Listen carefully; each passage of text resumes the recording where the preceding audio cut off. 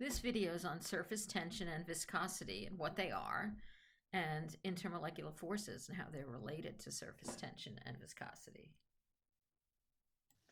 So I'd like to talk to you about viscosity and surface tension.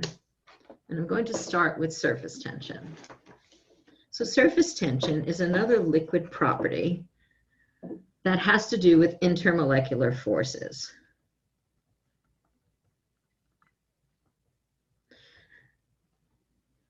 IMFs.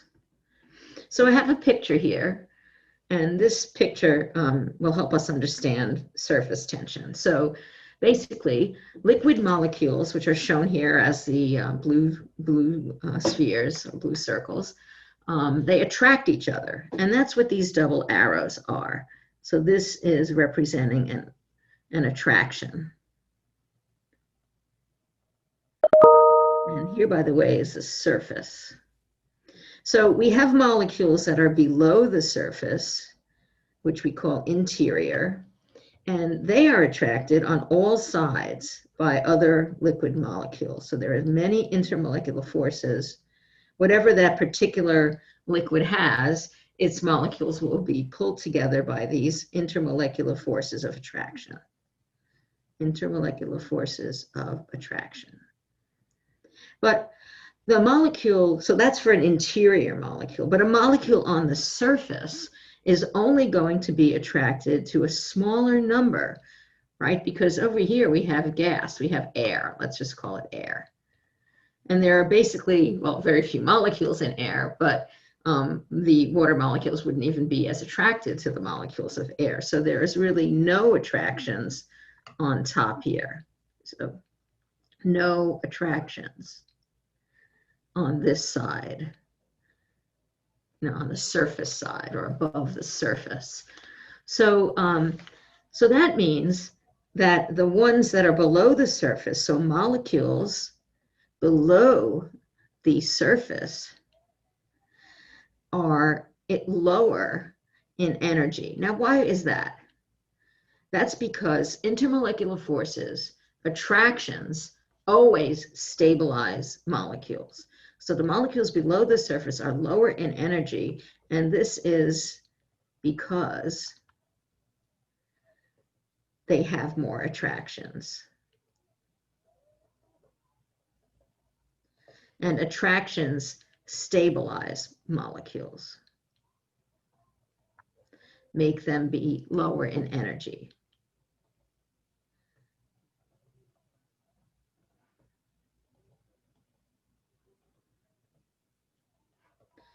So what is the consequence of this? Okay, so the consequence is that liquids, especially liquids with strong intermolecular forces, tend to minimize their surface area. Liquids, and I would say especially those with large intermolecular forces, tend to minimize their surface area. They have less of those high energy places, those surfaces. Okay, so they tend to minimize their surface area, and this basically gives them the lowest energy. Okay, the most stable situation.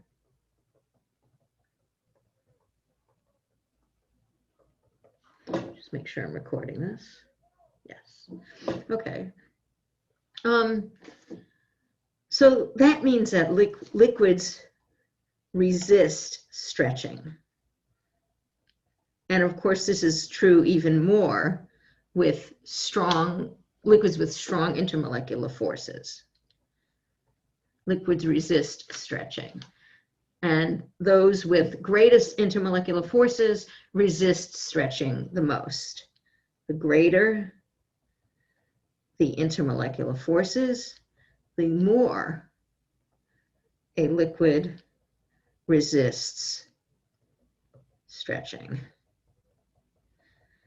Okay, so is there any evidence for this? Water, for example, has very strong intermolecular forces. We've talked a lot about that, the hydrogen bonding.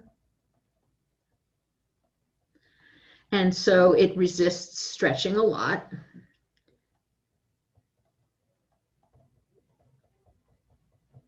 It's weird to talk about stretching a surface, isn't it, of a liquid, right? But I'll tell you what I mean by that. It resists stretching a lot, and we say that it has a high surface tension. Okay. And if you've ever noticed, water has a kind of a skin. Well, what's the evidence for that? So here's a nice picture. Here it is. Okay, so this is a paper clip. You can try this at home with a pin or a paper clip, and it seems to float on water. It stays on the surface. You have to put it in very carefully. You can't poke the surface. You have to just drop it. And not every paper clip works. You could also use a straight pin. And it's not floating because its density is actually greater than that of water. If you put it in perpendicular, it would just sink to the bottom like a stone. I mean, it really is much more dense than water, but yet it stays, it seems to float on the surface. So that's, so you might ask, well, why, and I'll show you. So let me show you a little picture here. So let's suppose this is a picture of the paper clip sitting on top of a water in a glass. And I'd like to compare that to what happens if I take and try to put that clip into the water. So it's as if, look what has to happen to the surface, at least briefly. If the clip is going to go into the water, it's going to have to stretch the surface. Right? There's no way that paper clip can go from being like this to sinking to the bottom without stretching the surface. Okay, so for the paper clip to sink, the water would have to stretch.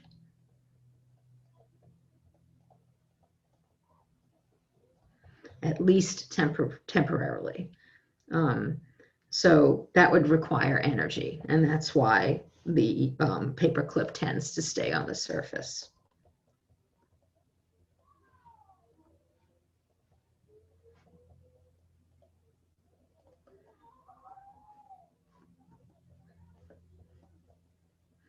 But if you actually pushed it through the surface, it would sink to the bottom, because then you've supplied the energy to get that paper clip to sink. So anyway, we say that water has a high surface tension. What I wanted to show you here is a diagram of how you would actually measuring the surface tension of a liquid. And they take this ring. So you can imagine that this is a platinum ring, okay? And it's suspended. It's all very, it's not bent or anything. It's like really very perfect. You have to keep these rings like they're really, really round, and really, you don't bend them or twist them or anything. They have to be beautiful. It's called a Dunois ring. And you push it below the surface, and then you start pulling up on it. And you actually do this with a kind of a crank. And, and as you turn this thing round and round, very slowly, it lifts up this ring from the surface. And believe it or not, it drags the liquid with it. So this is stretching the surface. Can't even spell.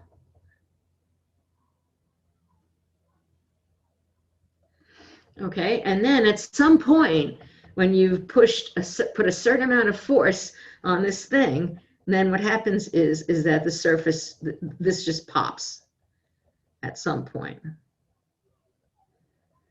But meanwhile, you've measured the force that you've put on that liquid, because you're turning a crank and something is getting tighter and tighter. It pops, and then that tells you the force that was needed to break the surface. Okay, and that leads to the figuring out of what the surface tension is. And believe it or not, with water, you can really pull this, you know, pretty good, pretty high up. And if you tried to do it with like a hexane or something, you know, a hydrocarbon where there's no hydrogen bonding, it would be like almost instantaneous. So water has a much higher surface tension. You could not get this as high before popping with a liquid like butane, for example. These are all hydrogens because there's not much in the way of intermolecular forces. This just has dispersion only. And again, these are all hydrogens here. So this would, you know, would not go up as high. That the surface would break really even before it starts. Okay, so what about it? What about intermolecular forces and surface tension? Oh, I didn't actually tell you what surface tension is. So what surface tension actually is, oops, this is the next category. So surface tension is the energy needed to stretch the surface of a liquid by a certain area. So it's actually usually in units of like joules, because that's energy per square meter. It's basically energy over area. And that force that's applied here is combined with some other things to get it to be energy per unit area. I'll give myself a little more space here. Okay. So the bottom line is that liquids with greater intermolecular forces have molecules that attract each other more strongly.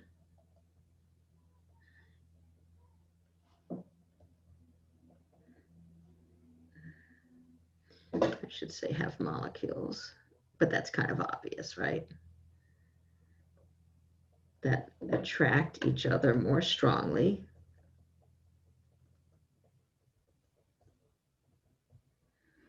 And that means they require more energy to increase their surface area.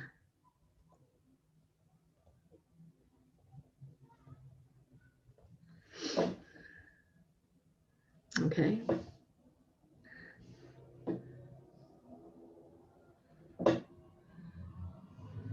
So the surface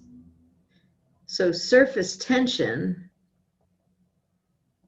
increases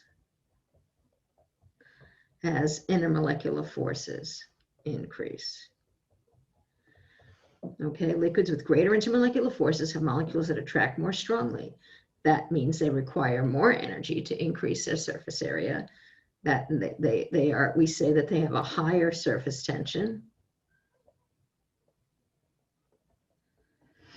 And so surface tension increases as intermolecular forces increase. The greater intermolecular forces, greater surface tension.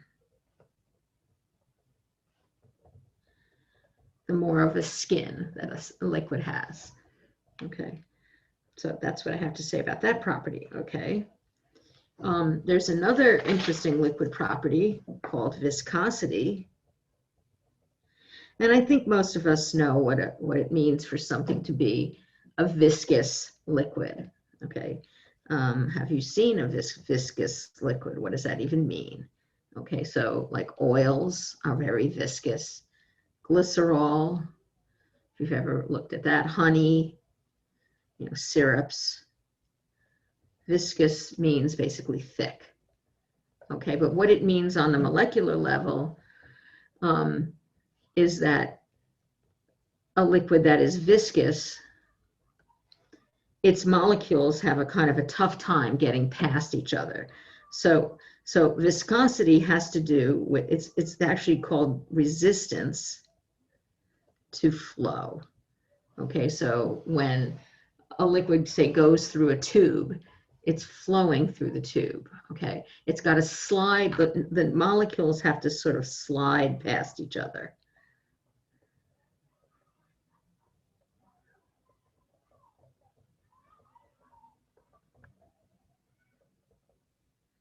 And of course, the greater the intermolecular forces, the more attractions. And that means the stickier the molecules are, the harder it is for molecules to flow past each other. Okay, and the greater the viscosity. Here's a picture of how you measure viscosity. It's really a very simple apparatus. So picture this made out of glass. Okay, and you've got this tube, right? This is tube, this open on both sides. And on one side, you have this kind of large bulb. On this side, this is the most important side, you have a very thin, a very narrow tube, which we call a capillary. So it's very thin, like the capillaries of your bloodstream. They're very, very thin. So what's done here is you have this liquid, which is colored gold in this picture. And then you've got two marks on this viscometer. This is called a viscometer or viscosimeter. You have a mark here, and then you have a mark here. This is similar to what was done in the effusion experiment, where you measured the time it took a liquid to go past one mark and then past another mark. But there, the thing that was happening was gas was escaping on top. Here, you're actually timing how long it takes the liquid. So you basically suck the liquid up here, suction pulls the liquid so that the top of that meniscus is, that the bottom of the meniscus is over here. So now the gold liquid is all in here, and then you let go. And of course, gravity makes the liquid flow down. And so the meniscus is there, and then the meniscus is there, and then you stop. But what's causing the flow to be slow is that you have this long capillary. Okay, so a viscous liquid is going to take a very long time to flow through this narrow section. So you have this narrow section of basically a glass tube. And viscous liquids would take a long time to flow through. The more viscous, the longer it takes. So the viscosity is proportional to the time it takes to flow through. Similar to like effusion, being the time of effusion being proportional to the square root of the molar mass. Here the viscosity is proportional to the time it takes to flow through the capillary. Okay, so in general, the greater the intermolecular forces, the more attracted the molecules are.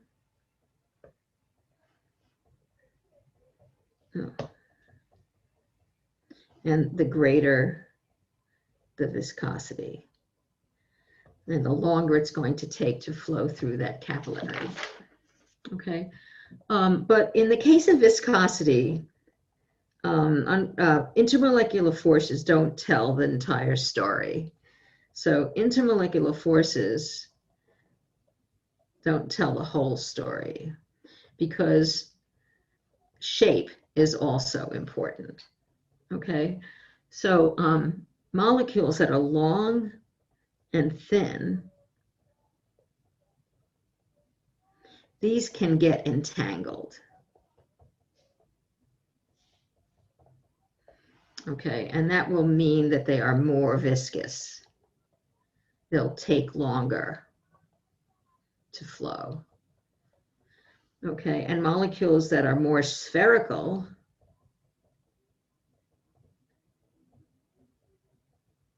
will be less viscous. Okay, and they'll take less time to flow.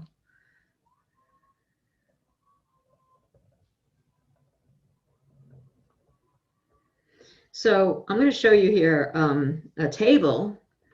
And in this table, oops, I went a little too far, too fast. All right, so here's a table of, these are called the straight chain hydrocarbons. So like, for example, if I take pentane, what it is 5 carbons with hydrogens.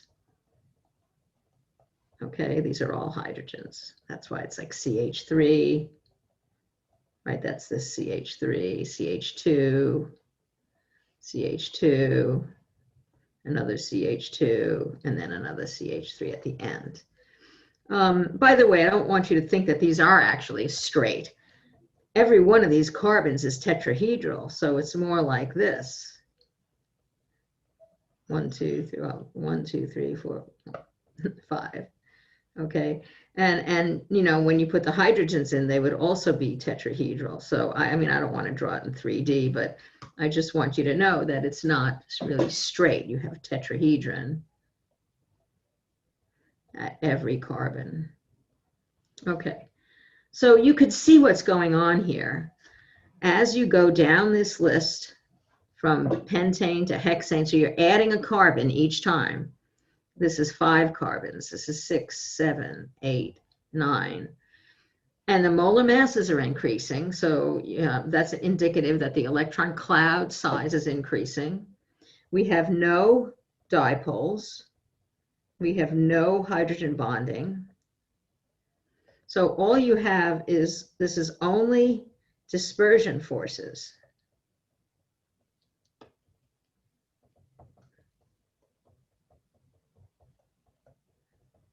That's the only intermolecular force.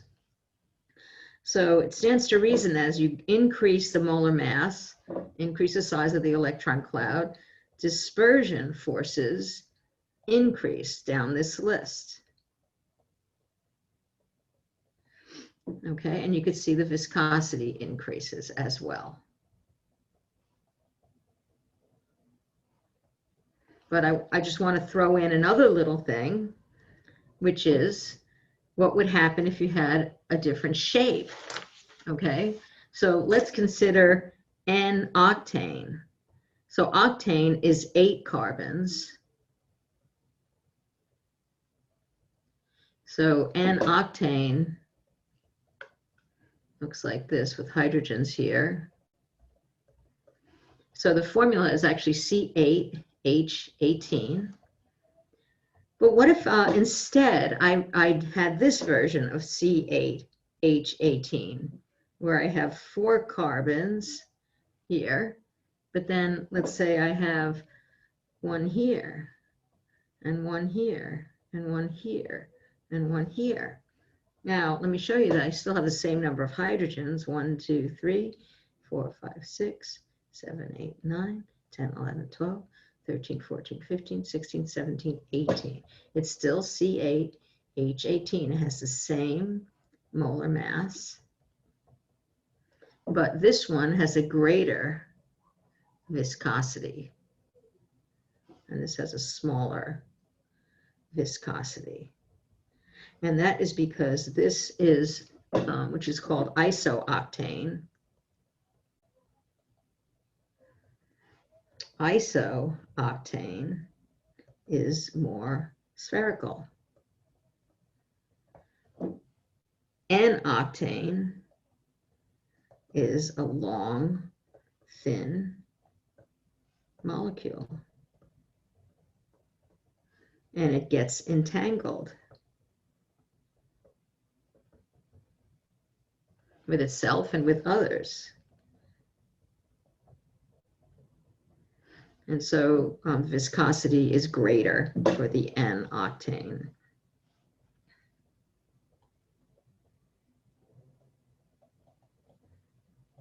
So just to show you that you know, science is not always neat and things, there's lots of different fun things that can make it kind of challenging.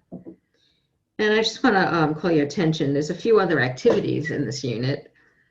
Here's activity 6, just very simple. The greater the intermolecular forces, and I talk about this in class, the greater the melting point, because in order to melt a solid, you have to separate the molecules.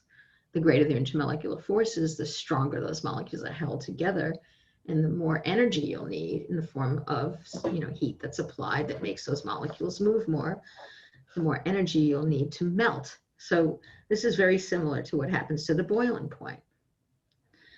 The greater the intermolecular forces, the greater the surface tension. The greater the intermolecular forces, the smaller the vapor pressure, because there'll be a lower vapor pressure for molecules whose molecules are held together very strongly by intermolecular forces. They won't be released into the vapor phase as easily.